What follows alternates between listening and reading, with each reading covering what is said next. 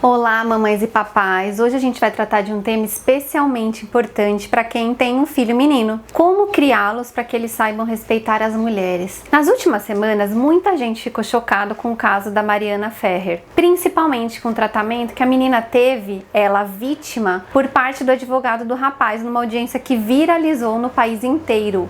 Eu acredito que quase todo mundo se indignou, eu espero que todos tenham se indignado com aquele modo de se tratar uma mulher, em que pese isso ser mais normal do que se imagina.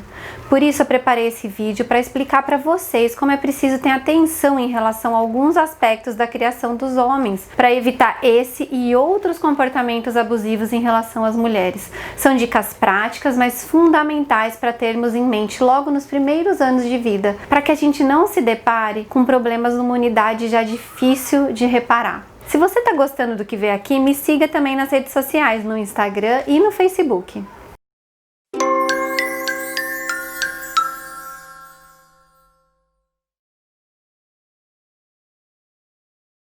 Vocês já pararam para pensar na responsabilidade que nós, mães e pais de meninos, temos nesse mundo? Um mundo ainda tão machista em que em pleno século XXI as mulheres sofrem diariamente abusos físicos e morais? Eu acho que muita gente como eu se chocou com o vídeo da audiência da Mariana Ferrer, em que o advogado do rapaz acusado de estupro tratava a moça de maneira absolutamente inaceitável, como se ela fosse a culpada e não a vítima. O problema é que esse tipo de situação se repete todos os dias com milhões de mulheres no país, sofrendo assédio, maus tratos, ouvindo grosserias inaceitáveis de homens ou sendo vítima de violência. E não adianta a gente se revoltar e expressar essa indignação se a gente não for capaz de saber como que ela começa. E sabe onde é? Dentro das nossas próprias casas. Talvez vocês não tenham pensado sobre isso, mas existem coisas que vocês podem fazer pelo seu filho para evitar que ele se torne protagonista desse tipo de violência. Eu sou a Carol Ferreira, mãe de 3 meninos, o Nicolas, o Pedro e o Luca.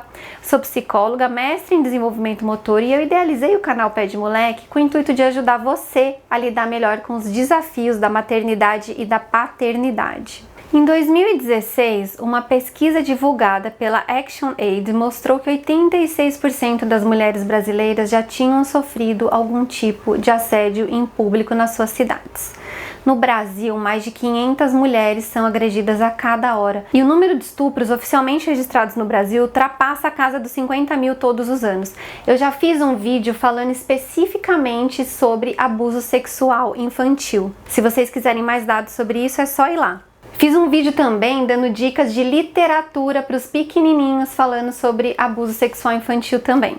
Esses dados são chocantes e dizem muito sobre o que? A nossa realidade.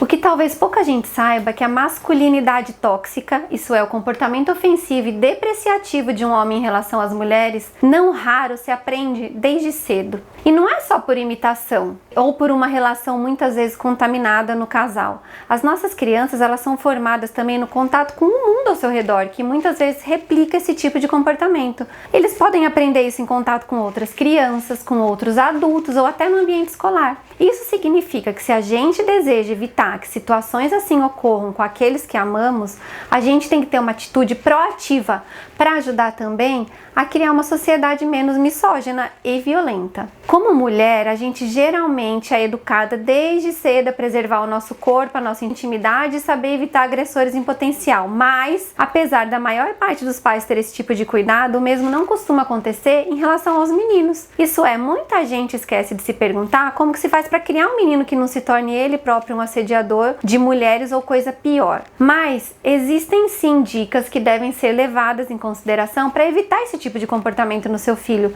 desde a primeira infância. A primeira dica que você pode atentar para evitar comportamentos tóxicos no seu filho é ensiná-lo a pedir permissão antes de tocar ou abraçar outra pessoa, mesmo nas brincadeiras. Use uma linguagem clara na hora de encontrar ou se despedir de um coleguinha do tipo: vamos perguntar se ele gostaria de receber um abraço de despedida? E se a menina ou o menino disser que não, diga para o seu filho que não tem problema, já que você pode dar só um tchau ou um beijinho com a mão. Com isso, você vai ensinar devagar e sem grandes traumas para o seu filho que as pessoas têm um espaço seguro e uma intimidade que tem que ser respeitada. A palavra tem um poder tremendo de impor limites e é para isso que serve esse tipo de exercício. Certamente ele vai ajudar o seu filho a desenvolver uma outra relação com o corpo das pessoas, especialmente as mulheres. Ensinar o valor desse limite remete a uma outra dica, que é: nunca force uma criança a abraçar, tocar ou beijar alguém por qualquer razão. Porque não adianta você tentar fazer com que ela respeite os limites do corpo dos outros se você mostra pra ela que não pode ter o dela próprio. Isso tem que valer para todo mundo, mesmo avós e avós. Se o parente ficar exigindo beijo e seu filho se mostrar resistente, procure outras alternativas, como por exemplo: então manda um beijinho com a mão, dá um tchauzinho. É sempre possível explicar para o parente mais tarde o porquê da decisão. O importante é não fazer um alarde na frente da criança e deixar que esse tipo de atitude seja o mais natural possível. Pessoal, isso não quer dizer que a gente não deve ensinar diariamente as crianças a cumprimentarem as outras pessoas. E isso é um exercício diário. Chegou na escola, falou bom dia, boa tarde, boa noite para as pessoas. É diferente de ter que abraçar e beijar se ela não quer. A terceira dica é ensinar desde muito cedo para o seu filho sobre as palavras não e parar, que elas são importantes e têm que ser respeitadas. Uma maneira de explicar isso pode ser: olha, a Maria disse não, e quando a gente ouve não, a gente para, sempre que a gente está fazendo imediatamente. Não importa o que e nem porquê. Você tem que ensinar o seu filho que os nãos têm que ser valorizados. Explique para o seu filho que assim como a gente tem que deixar de fazer algo quando alguém diz não, que os nossos amigos também precisam respeitar os nossos nãos. Se um amigo não para quando você disse esse não, então a gente precisa pensar se é realmente bom e saudável estar junto desse amigo. Se não, não tem problema de começar a conviver mais com outros. Do mesmo jeito, se você vê isso acontecendo com o seu filho e achar que você tem que intervir, faça-o. Seja gentil, explique para outra criança como que é importante o não. Nesse ato, o seu filho vai internalizar o quão importante é tanto para ele próprio como para os outros. E se você ainda pode ajudar a outra criança a aprender a conviver de maneira mais saudável entre elas. A quarta dica é ajudar a criança a criar empatia. A empatia é um dos sentimentos mais fundamentais para a boa convivência em sociedade. Ela tem a ver com saber reconhecer as emoções nos outros e também se sentir afetado com essas emoções.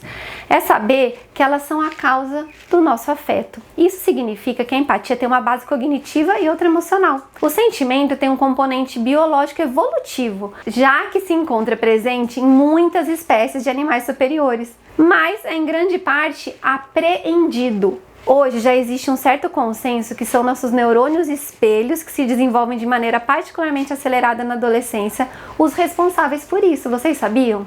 Ou seja, os seres humanos, não raro, aprendem a mimetizar gestos de empatia para depois senti-la como algo parte dela. Daí a importância do aprendizado social nos primeiros anos de vida. Por isso é preciso sempre encorajar a criança a ler expressões faciais e linguagem corporal dos outros.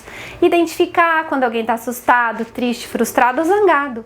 E isso pode ser feito na prática, mas também, por exemplo, em jogos de adivinhação, que ajudam a criança a incorporar uma leitura adequada dos sentimentos.